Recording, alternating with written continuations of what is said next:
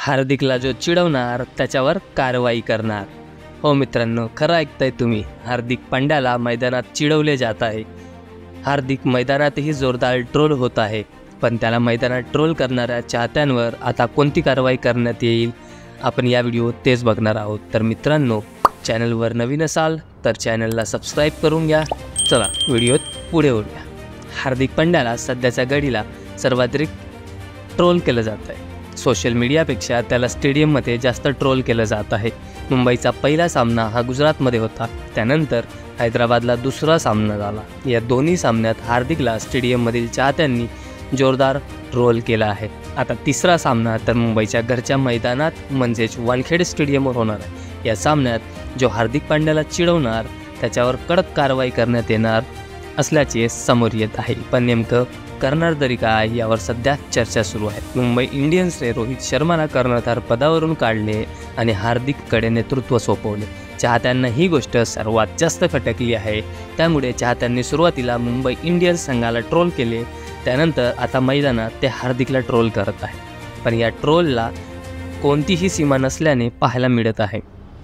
एका व्यक्तीचा एवढा द्वेष का केला जात आहे असा प्रश्न काही जणांना पडला आहे। पण दुसरीकडे मात्र हार्दिकला जोरदार ट्रोल केलं जात आहे। पण आता हार्दिकला जे ट्रोल करतील त्यांच्यावर कारवाई करण्यात येणार आहे। आता वानखेडेवर 1 एप्रिलपासून होणाऱ्या मुंबई इंडियन्सच्या सामन्यात ही खास गोष्ट पाहायला मिळणार आहे।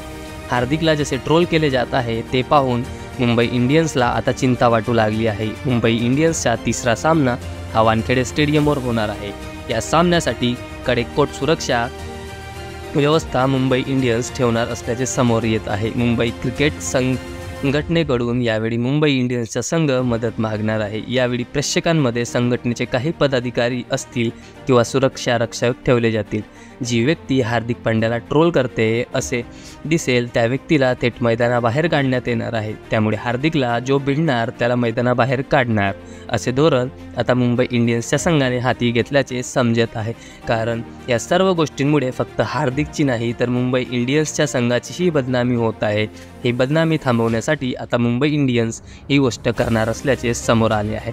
मुंबई इंडियन्सच्या संघाला कर्णधार बदलण्याची किंमत मैदानात चुकवावी लागत असल्याचे आता म्हटले जात आहे। कारण या IPLमध्ये मुंबईला पहिले दोन्ही सामने गमवावे लागले आहेत। दुसरीकडे हार्दिक आणि संघाला चाहते ट्रोल करत आहेत, त्यामुळे मुंबई इंडियन्सच्या संघासाठी हा सर्वात वेदनादायी काळ असल्याचे म्हटले जात आहे। तर मित्रांनो, व्हिडिओ कसा वाटला कमेंट करून नक्की सांगा आणि चॅनलवर नवीन असाल तर चॅनलला सबस्क्राईब करून घ्या।